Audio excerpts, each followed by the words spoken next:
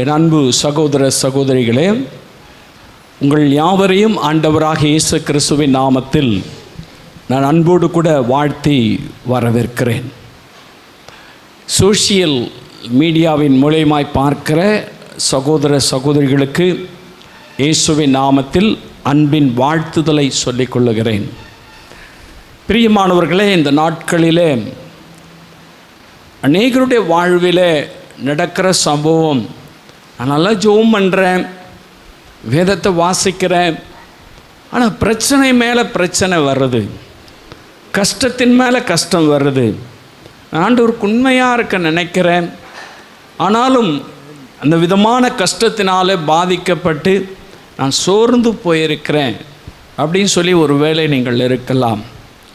வேதம் நமக்கு என்ன சொல்லுகிறது, ஆவியானவர் நமக்கு என்ன சொல்லுகிறார் என்பதை வேதத்திலிருந்து நாம் வாசிக்கலாம். 1 கொரிந்தியர் 10ஆம் அதிகாரம் 13ஆம் வசனத்தை வாசிக்கலாம். 1 கொரிந்தியர் 10ஆம் அதிகாரம் 13ஆம் வசனம். மனுஷருக்கு நேரிடுகிற சோதனையே அல்லாமல் வேறே சோதனை உங்களுக்கு நேரிடவில்லை. தேவன் உண்மையுள்ளவராய் இருக்கிறார். தேவன் உண்மையுள்ள, நல்ல கவனிக்கணும் வசனத்தை, தேவன் உண்மையுள்ளவராயிருக்கிறார். உங்கள் திராணிக்கு மேலாக நீங்கள்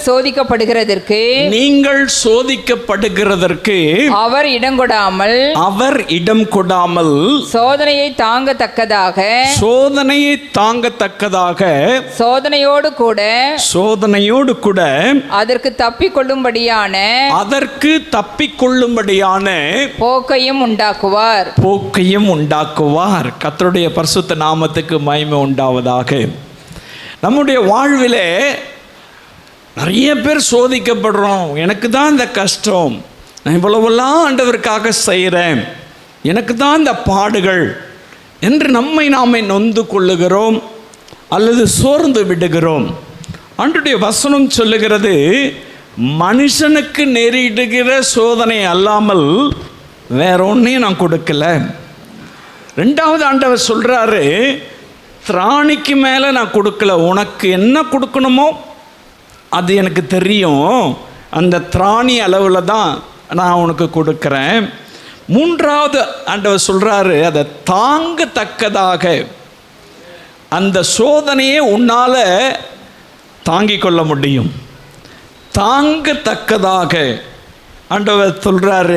நான் 3வது காரியம் ஆண்டவர் சொல்கிறாரு, அதுக்கு தப்பித்து கொள்ளும்படியாக. அப்படித்தான் ஆண்டவர் ஒரு மனிதனுக்கு சோதனை தரார். ஹல்லேலூயா. முதல்ல ஆண்டவர் சொல்கிறாரு, மனுஷனுக்கு நேரிடுகிற சோதனை அல்லாமல் வேற ஒன்றும் உங்களுக்கு நேரிடல, நீங்கள் அதை தாங்கத்தக்கதாக நான் உன்னை தரேன், திராணிக்கு தக்கதாக, உன்னுடைய பலனுக்கு தக்கதாக, உங்களுடைய விசுவாசத்துக்கு தக்கதாக, உங்களுடைய பலவீனத்துக்கு தக்கதாகத்தான் நான் உங்கள் திராணிக்கு தக்கதாக தான் சோதனையை தரேன். அதை தாங்கி கொள்ளுகிற அளவுக்கு தான் நான் சோதனையை தரேன். அது மட்டும் கிடையாது, அதுக்கு தப்பித்து கொள்ளும்படியான போக்கையும் உங்களுக்கு தரேன் அப்படின்னு சொல்லிட்டு ஆண்டவர் ஒரு பிள்ளைய எக்ஸாமுக்குள்ளே கொண்டு போயிட்டு கொஸ்டின் பேப்பரை கொடுத்துட்டு ஆன்சரையும் சொல்கிற மாதிரி ஆண்டவர் சோதனையும் கொடுத்துட்டு சில காரியங்களை நமக்கு தைரியப்படுத்தும்படியாகவும் சொல்லுகிறார். உங்கள் வாழ்க்கையிலும் கூட ஏதோ ஒரு காரியத்தினால நீங்கள் சோதிக்கப்பட்டவர்களாக இருக்கலாம். சோதனையின் மேல் சோதனை வருது, கஷ்டத்தின் மேல் கஷ்டம் வருது, துக்கத்தின் மேல் துக்கம் வருது. நான் இப்படியாய் வேதனையை அனுபவிக்கிறேன், யாரிடத்தில் சொல்ல, யாரிடத்துல போய் இப்படியெல்லாம் ஷேர் பண்ணிக்க முடியும் அப்படின்னு நீங்கள் நினைக்கலாம். கர்த்தர் எல்லாவற்றையும் அறிந்திருக்கிறார். ஆகையினால தான் ஆண்டவர் நம்மோடு கூட பேசுகிறார். சோதனைக்கு தப்பித்து கொள்ளும்படியான போக்கை ஆண்டவர் உண்டாக்கி தருகிறேன்னு சொல்கிறார். பிரியமான அன்பு சகோதரனே சகோதரியே, சோதனையை மேற்கொள்வது எப்படி என்று சொல்லி அநேகருடைய வாழ்வில் தெரியல. சோதனை எல்லா மனிதனுக்கும் வரும். ஊழியக்காரனாக இருந்தாலும் வரும், விசுவாசியாக இருந்தாலும் வரும், ஜெபிக்கிறவனாக இருந்தாலும் வரும், வேதத்தை வாசிக்கிறவனாக இருந்தாலும் வரும். யாருக்கு வேண்டுமானாலும் சோதனை வரலாம். இயேசுவே சோதிக்கப்பட்டார். எல்லாருக்கும் சோதனை என்பது வரும். சோதனை வராத மனிதனே கிடையாது. ஆனால் அதை மேற்கொள்ளத்தக்கதாக ஆண்டவர் வேதத்தில் நமக்கு அநேக ரகசியங்களை வைத்திருக்கிறார். ஒருவேளை உங்களுடைய வாழ்விலே நீங்கள் ஏதோ ஒரு காரியத்தில் சோதிக்கப்பட்டிருக்கலாம். ஏதோ ஒரு காரியத்தில் நீங்கள் சிக்குண்டவர்களாக சோதனையின் மேல் சோதனையை தாங்க முடியாமல் ஒருவேளை நீங்கள் துவண்டு சோர்ந்து போயிருக்கலாம். உங்களுக்காகத்தான் கர்த்தர் பேசுகிறார். ஏன் சோதனை வருது, ஏன் அதை மேற்கொள்ள முடியலை என்பதை வேதம் என்ன சொல்லுகிறது பார்க்கலாம். 2 பேதுரு 2ஆம் அதிகாரம் 9ஆம் வசனத்தை வாசிக்கலாம். இந்த வேத பகுதி எப்படியா சொல்லுகிறது பாருங்க, வாசிக்க கேட்கலாம். கர்த்தர் தேவ பக்தி உள்ளவர்களை, நல்லா கவனிங்க, கர்த்தர் தேவ பக்தி உள்ளவர்களை சோதனை நின்று ரட்சிக்கவும், சோதனை நின்று ரட்சிக்கவும், அக்கிரமக்காரரை ஆக்கினைக்குள்ளானவர்களாக நியாய தீர்ப்பு நாளுக்கு வைக்கவும் அறிந்திருக்கிறார். வேதம் தெளிவாய் சொல்லுகிற முற்பகுதியில் ஆண்டவருடைய வசனம் சொல்லுது. மறுபடியும் அந்த முற்பகுதி மட்டும் வாசிக்கலாம்.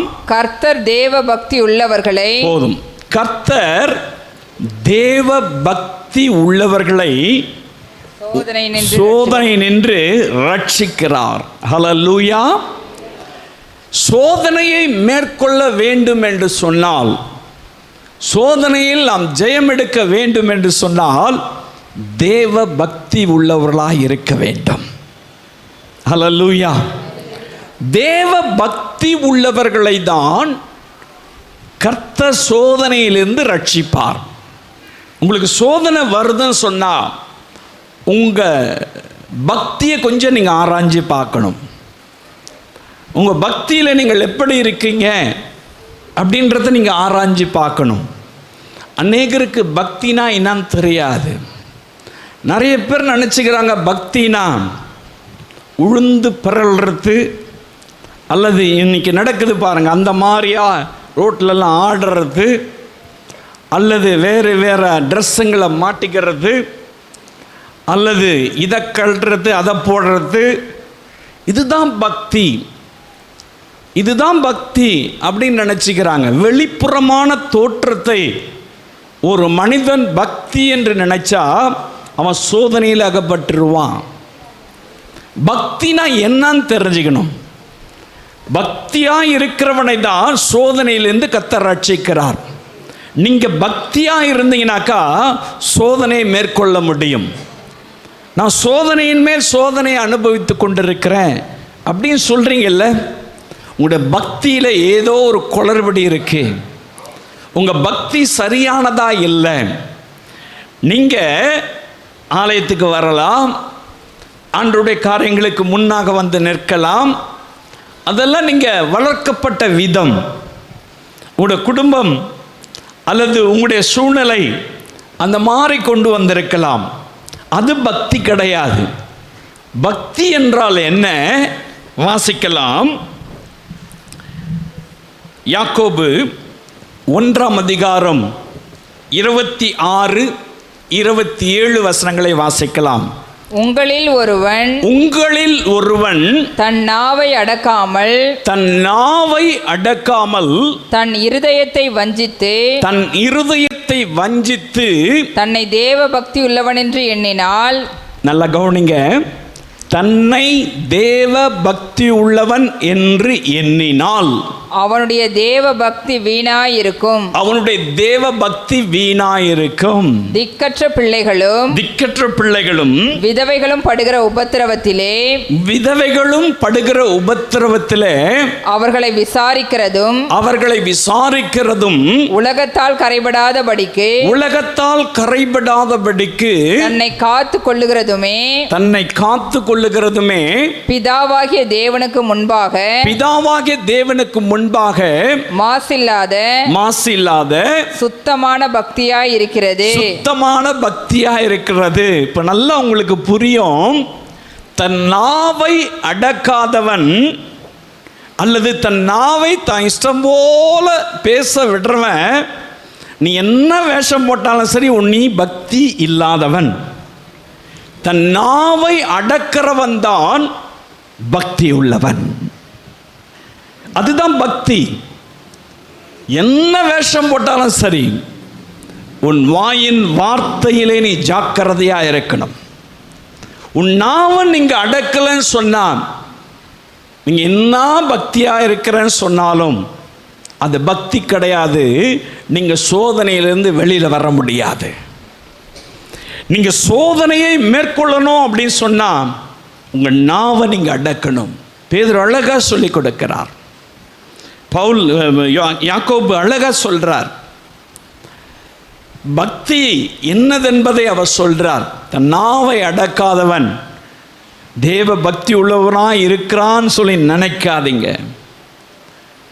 பேசுறதெல்லாம் பேசுறது, ஆலயத்தில் வந்து ஆண்டவரை ஆராதிக்கிறது, கணவனாயிலும் மனைவியாயிலும் சொல்ல வேண்டியதெல்லாம் சொல்லிடுறது, திட்டி தீர்த்துறது.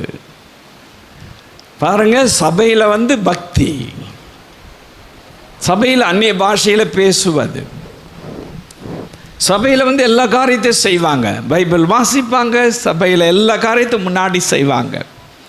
ஆனால் அவனுடைய நாவை அடக்குவதில்லை.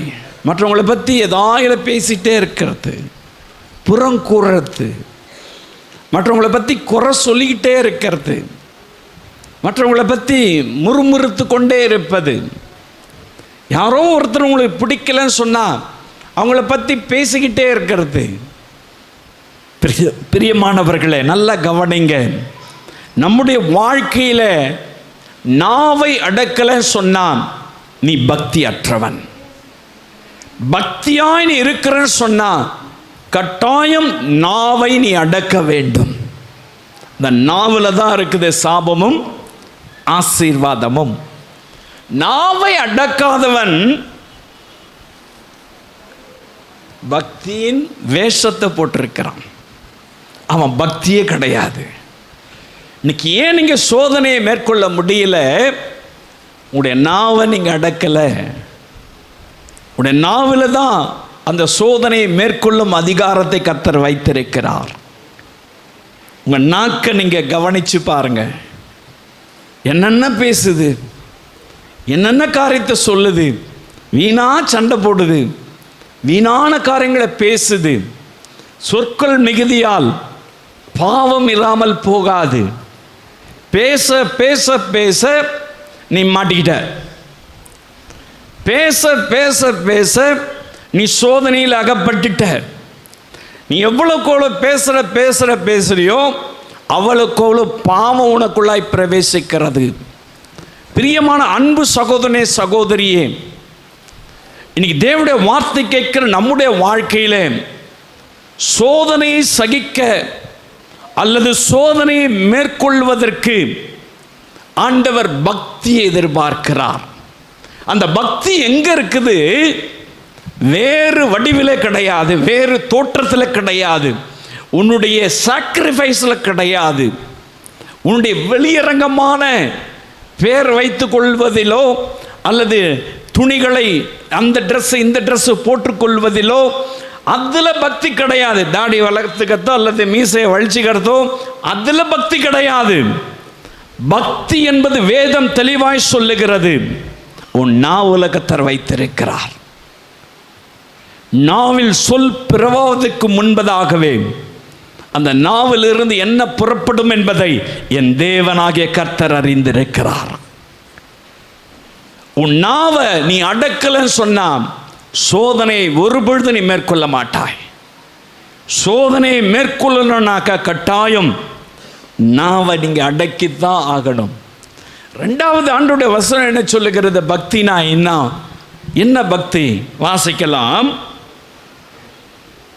1 கொரிந்தியர் 8ஆம் அதிகாரம் முதல் வசனத்தை வாசிக்கலாம். 1 கொரிந்தியர். விக்கிரகங்களுக்கு படைக்கப்பட்டவர்களை குறித்த விஷயத்தில், விக்கிரகங்களுக்கு படைக்கப்பட்ட விஷயத்தில் நம் எல்லாருக்கும் அறிவு உண்டென்று நமக்கு தெரியுமே. அறிவு இருமாப்பை உண்டாக்கும், அன்போ பக்தி விருத்தியை உண்டாக்கும். ஹல்லேலூயா.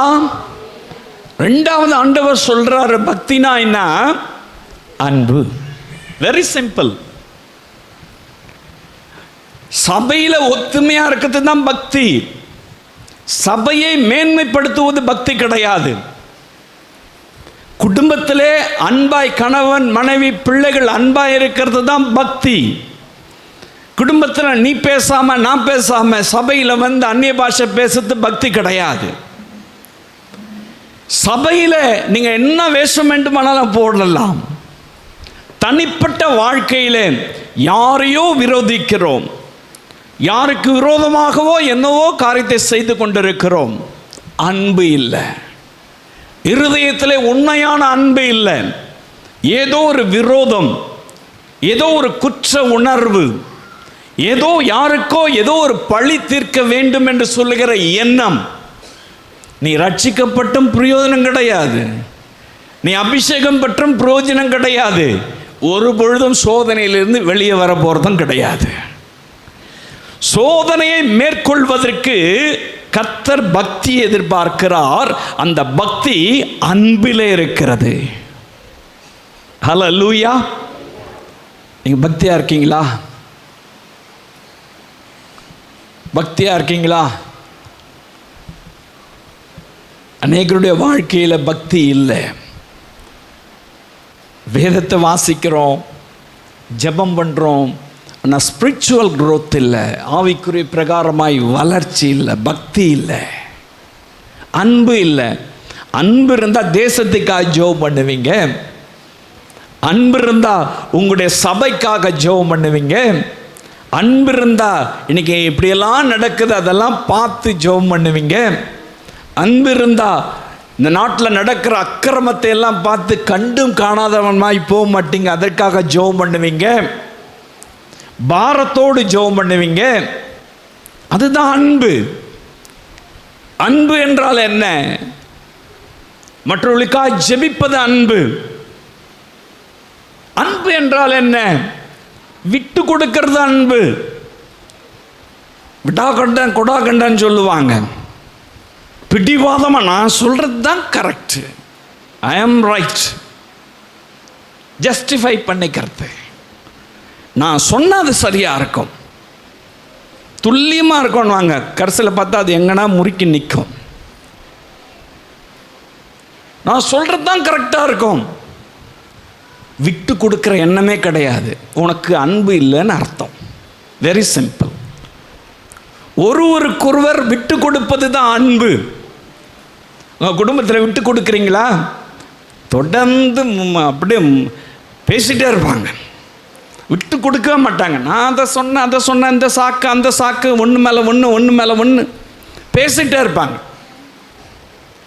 உனக்குள்ள பக்தி இல்லை, வெறும் வேஷம் போடுற. விட்டு கொடுக்கிற ஒரு சுவாபம் இருக்கிறவனுக்குள்ளாகத்தான் அன்பு இருக்கும். அன்பு இருந்தால் சகலத்தையும் தாங்கும், சகலத்தையும் நம்பும், சகலத்தையும் சகிக்கும். ஹல்லேலூயா. சகிக்கிறோமா? விட்டு கொடுக்கிறோமா? ஒரு சின்ன காரியத்தை கூட விட்டு கொடுக்க மாட்டோம்ல. எப்படி சோதனை மேற்கொள்வது?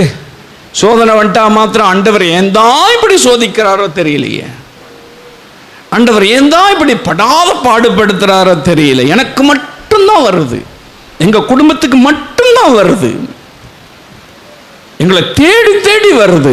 யாரோ என்னவோ பண்ணிட்டான், எவன் மேலே அதெல்லாம் போட்டு இவங்க ரொம்ப பக்தியா இருக்கிற மாதிரி, இவங்க ரொம்ப அன்பா இருக்கிற மாதிரி, இவங்க ரொம்ப நாவ அடக்கத்தோடு நடக்கிற மாதிரி தப்பிக்கிறோம்ல.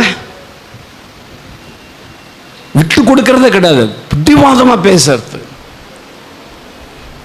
நீ என்னைக்கு நீங்க விட்டு கொடுக்கிறீங்களோ அன்னைக்கு தேவ அன்பு உங்களுக்குள்ள வரும். ஹல்லேலூயா. அந்த தேவ அன்பு வந்தாக்கா நீங்க சோதனையை மேற்கொண்டுருவீங்க. ஹல்லேலூயா. Very simple. நான் உங்களுக்கு ரொம்ப அழகா சொல்றேன், தெளிவா சொல்றேன்.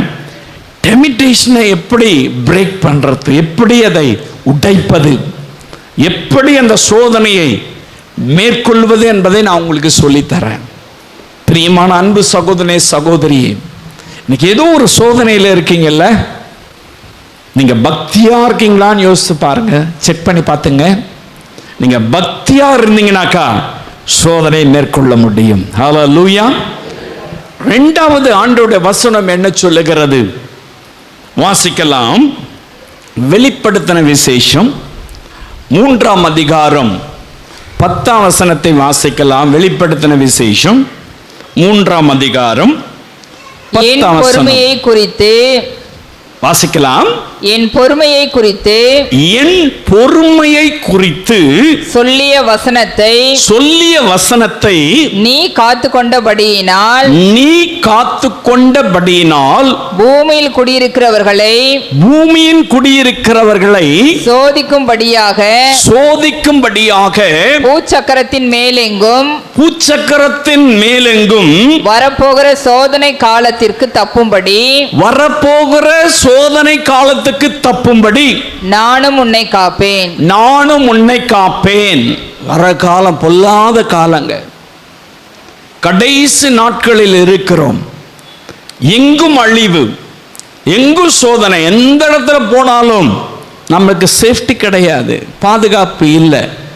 திடீர்னு நிலம் ரெண்டா வெடிச்சிருது, இருக்கிற கட்டடம்லாம் விழுந்து அப்படியே மாண்டு போகிறான். போயிட்டே இருக்கிறான், திடீர்னு விழுந்து செத்து போயிடுறான். சில இடங்களில் பார்த்தீங்கன்னு சொன்னாக்கா ட்ரெயினில் ட்ராவல் பண்ணுறான், ஃப்ளைட்டில் ட்ராவல் பண்ணுறான், எங்கேயும் சேஃப்டி கிடையாது. ஒரு நாட்டுக்கு ஒரு நாடு யுத்தம் நடக்குது, அந்த நாட்டில் நிம்மதியாக இருக்க முடியல, பாதுகாப்பற்ற நிலைமை, எங்கும் சோதனை, எங்கு போனாலும் டெமிடேஷன், எங்கு போனாலும் ஆபத்து, எங்கு போனாலும் போராட்டம். இந்த பூச்சக்கரம் என்பது இந்த உலகத்தில் எங்கு போனாலும் கடைசி காலத்தில் சோதனை வரப்போகிறது. இந்த சோதனை நீ மேற்கொள்ளனாக்கா முதல்ல ஆண்டவர் சொல்றாரு பொறுமை. ஹல்லேலூயா. இதெல்லாம் நமக்குள்ள இருக்கிற குவாலிட்டியை தான் ஆண்டவர் சொல்லி கொடுக்கிறார். பொறுமை. நீங்க சோதனையை மேற்கொள்ளணும் அப்படின்னு சொன்னா உங்க வாழ்வில் பொறுமை இருக்கணும். அவசரப்பட்டுட்டங்க, அவசரப்பட்டா மாட்டிக்க வேண்டியதுதான். ஆண்டவர் ஒன்னும் சோதிக்க மாட்டார், நீயா போய் வலையில விழுந்துட்டேன்னு அர்த்தம். பொறுமை இல்லைன்னு சொன்னா இந்த சோதனையை மேற்கொள்ள முடியாது. சோதனையை மேற்கொள்ளணும் அப்படின்னு சொன்னா நம்முடைய வாழ்வில் ஆண்டவர் பொறுமையை எதிர்பார்க்கிறார். பவுல் சொல்றாரு, வாசி பார்த்தீங்கன்னாக்கா ரோமர் 12ஆம் அதிகாரம் 12ஆம் வசனத்தில் அவர் சொல்றார் பாருங்க, நம்பிக்கையில சந்தோஷமா இருங்க, உபத்திரவத்திலே பொறுமையாயிருங்கள். உபத்திரவத்துல பொறுமையாயிருங்க. சோதனை வரும் பொழுது பொறுமையா இருங்கய்யா. உபத்திரம் வரும் பொழுது பொறுமையா இருங்க, அவசரப்படாதீங்க. உபத்திரம் வரும் பொழுது எனக்கு ஏன் வருதுன்னு சொல்லி கேள்வி கேட்டுன்னு ஆண்டவர்கிட்ட முறுமுறுக்காதீங்க. உபத்திரம் வரும் பொழுது பொறுமையா காத்திருங்க.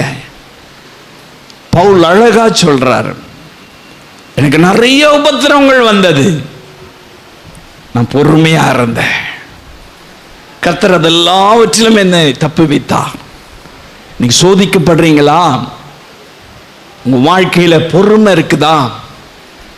எடுத்தெடுப்புக்கெல்லாம் கோபம் வரும், அப்படியே சட்டுன்னு வரும். வேகமா வரும், என்ன பண்றேன்னு தெரியாது. கோவம் வந்துட்டாக்கா என்ன நடக்குதுன்னு எனக்கு தெரியல, இருக்கிறதெல்லாம் எடுத்து அடிச்சிடுறான், இருக்கிறதெல்லாம் பறக்குது. எங்க பறக்கும்? ஆமா, பறந்துச்சுன்னு சொன்னாக்கா ஆண்டவர் உன்னை பறக்க விட்டுருவார். சோதனை வரும் பொழுது நாவையும் அடக்கணும், பொறுமையா இருக்கணும், அன்பா பொறுமையா இருக்கணும். அப்பதான் நீங்க சோதனையிலிருந்து தப்பிக்க முடியும். எனக்கு ஏன் சோதனை வருதுன்னு கேட்குறீங்கல்ல? சோதனையா இருக்கு, எவ்வளோ சோதனை, அப்படியே வரிசையா பட்டியலிடுவாங்க. இந்த மாதிரி வந்தது, இப்படி வந்துச்சு, இந்த மாசம் வந்துச்சு, அந்த மாசம் வந்துச்சு, தொடர்ந்து நடக்குது. எங்க வீட்டில் மட்டும் நடக்குது, உங்க வீட்டில் மட்டும் நடக்கல, எல்லா இடத்துலையும் சோதனை வரும். பிசாசுக்கு ஒரு பேர் சோதனைக்காரன். இயேசுவே சோதிக்க வரும் பொழுது சோதனைக்காரன் தான் வசனம் சொல்லுகிறது. பாருங்க, அப்ப ஒவ்வொரு மனிதனுடைய வாழ்வில் சோதனைக்கு காரணம் பொறுமையை இழப்பதினால்தான். நீங்க பொறுமையா இருக்கீங்களா? நீங்க சோதனை மேற்கொள்ள முடியும். பொறுமை இல்லாது நீங்க செயல்படுவீங்கன்னு சொன்னா சோதனை மேற்கொள்ள முடியாது. அதான் சொல்றாரு, உபத்திரவத்தில் நீங்கள் பொறுமையா இருங்க. பேதுரு என்ன சொல்றாரு பாருங்க, வாசிக்கலாம். 1 பேதுரு 1ஆம் அதிகாரம் 7ஆம் வசனத்தை வாசிக்கலாம். 1 பேதுரு 1ஆம் அதிகாரம் 7ஆம் வசனம். அழிந்து போகிற பொன் அக்கினியினாலே சோதிக்கப்படும், அக்கினியினாலே சோதிக்கப்படும், அதை பார்க்கிலும் அதிக விலையேற பெற்றதாய் இருக்கிற உங்கள் விசுவாசம் சோதிக்கப்பட்டு இயேசு கிறிஸ்து வெளிப்படும் பொழுது உங்களுக்கு புகழ்ச்சியும் கனமும் மகிமையும் உண்டாக காணப்படும். ஹல்லேலூயா. ஆண்டவர் சொல்றாரு பாருங்க, பேதுரு சொல்றாரு, விசுவாசமாயிரு, நீ சோதனை மேற்கொள்ள முடியும். விசுவாசத்தோடு கூட இரு, நீ சோதனை மேற்கொள்ள முடியும்.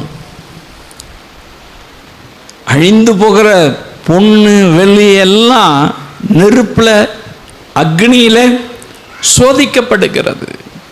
அந்த மாதிரி உன் விசுவாசம் சோதிக்கப்படும்.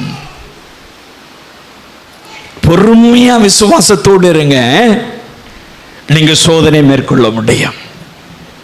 சோதனை மேற்கொள்றதுக்கு என்னன்ற வழியை உங்களுக்கு சொல்லிக் கொடுக்கிறேன். வரும் காலம் சோதனையின் காலங்கள், உபத்திரம் நிறைந்த காலங்கள். விசுவாசத்தை விட்டுறாதீங்க, பொறுமையா இருங்க, நீங்க சோதனையை மேற்கொள்ள முடியும். ஹல்லேலூயா. பேதுரு அழகா சொல்லி தந்தார். யாக்கோபு சொல்றாரு பாருங்க, வாசிக்கலாம். யாக்கோபு என்ன சொல்றாரு? 1ஆம் அதிகாரம் 12ஆம் வசனத்தை யாக்கோபு 1:12 வாசிக்கலாம். சோதனையை சகிக்கிற மனுஷன் பாக்கியவான். கர்த்தர் அவன் உத்தமன் என்று விளங்கின பின்பு கர்த்தர் தம்மிடத்தில் அன்பு கூறுகிறவர்களுக்கு வாக்குத்தத்தம் பண்ணின ஜீவ கிரீடத்தை பெறுவான். ஹல்லேலூயா.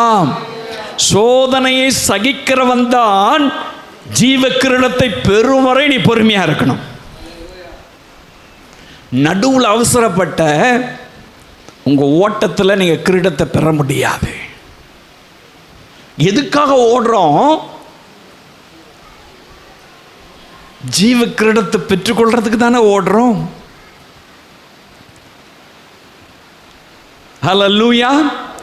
அந்த ஓட்டத்தில் நீங்க ஜெயம் எடுக்கணும், நடுவில் வருகிற சோதனையை ஜெயிக்கணும் அப்படின்னு சொன்னா சோதனையை சகிக்கிற மனுஷன் சகிக்கணும், பொறுமையா இருக்கணும்,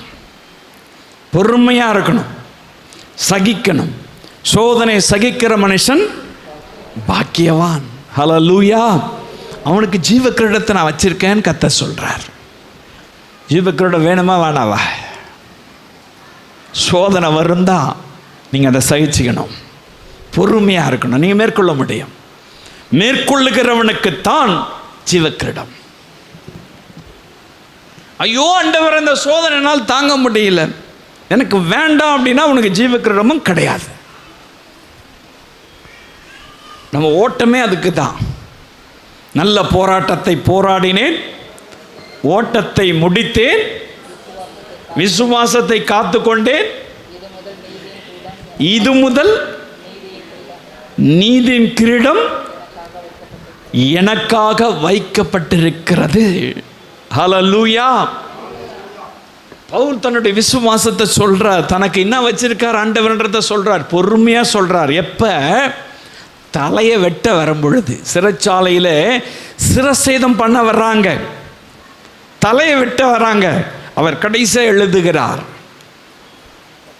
நல்ல போராட்டத்தை போராடினேன், ஓட்டத்தை முடித்தேன். என்னுடைய லைஃப் முடியுது, ஆனால் நான் பொறுமையாக வெயிட் பண்ணுறேன், பொறுமையோடு காத்திருக்கிறேன். எதுக்குன்னா எனக்கு நீதியின் கிரீடத்தை கர்த்தர் வைத்திருக்கிறார். நான் அதை மேற்கொண்டு, சோதனையை மேற்கொண்டு அந்த கிரீடத்தை பெற்றுக்கொள்ளத்தக்கதாக நான் ஓடிட்டு இருக்கேன்.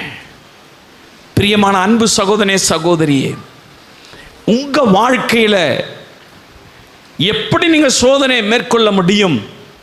பொறுமையோடு கூட நீங்கள் சோதனையை சகித்தால் நீங்கள் சோதனையை மேற்கொண்டு ஜீவ கிரீடத்தை பெற்றுக்கொள்ள முடியும். ஹல்லேலூயா. நம்முடைய வாழ்க்கையில் எவ்வளோ கிரீடத்தை வாங்கியிருப்போம். இந்த அவார்டு, அந்த அவார்டு, அதெல்லாம் வாங்கியிருப்பீங்க. அது இது எல்லாம் பட்டிருப்போம், வாங்கியிருப்போம். அதெல்லாம் செல்லுபடி ஆகாது. அதெல்லாம் அங்கே பரலோகத்தில் எடுபடாது. என்ன பொன்னாடா பண்ணாடா எது போத்தனாலும் சரி, அதெல்லாம் அங்கே எடுபடாது.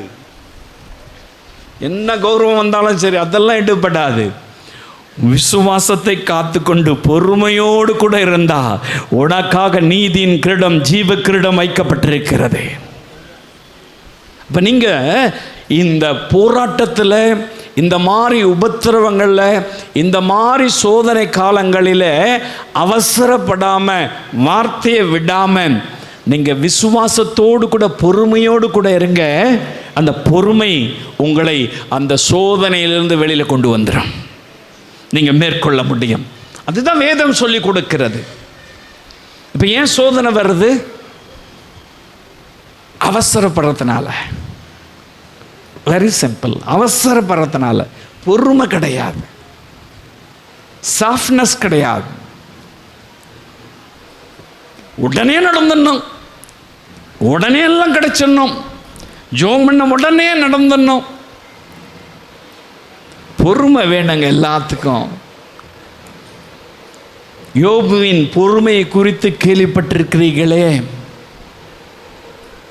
தான் வீட்டில் என்ன நடந்தாலும் சரி, என்ன சொன்னாலும் சரி, அந்த விசுவாசத்தை காத்துக்கொண்டு பொறுமையோடு கூட இருந்தார். அவர் வாழ்க்கையிலே சோதனையை மேற்கொண்டார், சோதனையிலே ஜெயம் எடுத்தார், சோதனையை அவர் மேற்கொண்டார். பிரியமான அன்பு சகோதரனே, சகோதரியே, நீங்களும் நானும் சோதனையை மேற்கொள்ளணும்னாக்கா ரொம்ப சிம்பிளானது. வாயை மூடிக்கிட்டு, நாவை அடக்கி, மற்றவர்களிடத்தில் அன்பாயிருந்து விசுவாசத்தை காத்துக்கொண்டு பொறுமையா இருங்க. சோதனையை நீங்க மேற்கொள்ள முடியும். ஹல்லேலூயா. மூன்றாவது காரியம் ஆண்டவருடைய வசனம் சொல்லுகிறது பாருங்க. சங்கீதங்களின் புஸ்தகத்தில் 98வது அதிகாரம், 95வது அதிகாரம் 8வது வசனத்தை வாசிக்கலாம். சங்கீதம் 95:8. இன்று அவருடைய சத்தத்தை கேட்பீர்களாகில், இன்று அவருடைய சத்தத்தை கேட்பீர்களாகில், வனாந்தரத்தில் கோபம் மூட்டின போதும், வனாந்தரத்தில் கோபம் மூட்டின போதும், சோதனை நாளிலும் நடந்தது போல, சோதனை நாளில் நடந்தது போல, உங்கள் இருதயத்தை கடினப்படுத்தாதேயுங்கள். கடினப்படுத்தாதீங்க. ஹல்லேலூயா. உங்க இருதயத்தை கடினப்படுத்தினா சோதனையில அகப்பட்டுருவீங்க. நான் ஏற்கனவே சொன்னேன், விட்டு கொடுக்க வேண்டிய இடத்துல விட்டு கொடுத்தாதான் நீங்க சோதனையை மேற்கொள்ள முடியும். உங்க இருதயத்தை ரொம்ப ஸ்டிஃபாக்கி வச்சுக்கிட்டீங்கன்னாக்கா, உங்க இருதயத்தை ரொம்ப கடினமாக்கிட்டு, நான் கல்லான மனுஷன், நான் விட்டு கொடுக்கவே மாட்டேன், நோ காம்ப்ரமைஸ், எதுலையும் நான் காம்ப்ரமைஸ் ஆக மாட்டேன், விட்டு கொடுக்கவே மாட்டேன், இருதயத்தை கடினப்படுத்தினாக்கா சோதனையிலிருந்து வெளியில வர முடியாது. சோதனையை மேற்கொள்ளணும்னாக்கா உங்க இருதய கடினம் மாறணும். ஹல்லேலூயா. அப்ப என்ன செய்யணும்? உங்க இருதய கடினம் மாறணும்னா சோதனை நேரத்தில் நீங்க வாசித்து பார்க்கலாம். இயேசு கிறிஸ்து கெத்செமனே தோட்டத்தில் சோதிக்கப்படுகிறார். மிகுந்த உபத்திரவம், மிகுந்த பாடுகள். மத்தேயு சுவிசேஷம் 26ஆம் அதிகாரம் 41ஆம் வசனத்தை வாசித்து பார்க்கும் பொழுது, நீங்கள் சோதனைக்குட்படாதபடிக்கு விழித்திருந்து ஜெபம் பண்ணுங்கள். விழித்திருந்து ஜெபம் பண்ணுங்கள். ஆவி உற்சாகம் உள்ளதுதான், மாம்சமோ பலவீனம் உள்ளது என்றார். சோதனையிலிருந்து தப்பித்து கொள்ளணும்னாக்கா ஜெபம் பண்ணுங்க, விழித்திருந்து ஜெபம் பண்ணுங்க. 3 பேர்கிட்ட சொல்லிட்டு போறாரு, 3 முறை சொல்லி பார்த்தாரு. அவன் குரட்ட இருதயத்தை கடினப்படுத்தாத, விழித்திருந்து ஜெபம் பண்ணுங்க சொல்றாரு. சோதனைக்குட் பிரவேசிக்க பண்ணாமல் தீவிலிருந்து ரட்சித்துக் கொள்ளுங்க ஜெபம் பண்ணுங்க சொல்றாரு. எதையும் கேட்கிற மாதிரி இல்லை, என்ன பிரசங்கம் பண்ணாலும் கேட்கறது இல்லை. அப்புறம் எனக்கு சோதனை வந்துருச்சு, எனக்கு பாடுகள் வந்துருச்சு, எனக்கு உபத்திரம் வந்துருச்சு, எனக்கு பிசாசு பிடிச்சிக்கிச்சு, எனக்கு அவன் வந்துட்டான், இவன் பண்ணிட்டான், அவன் பண்ணிட்டானா எல்லாம் பண்ணுவான் தான்.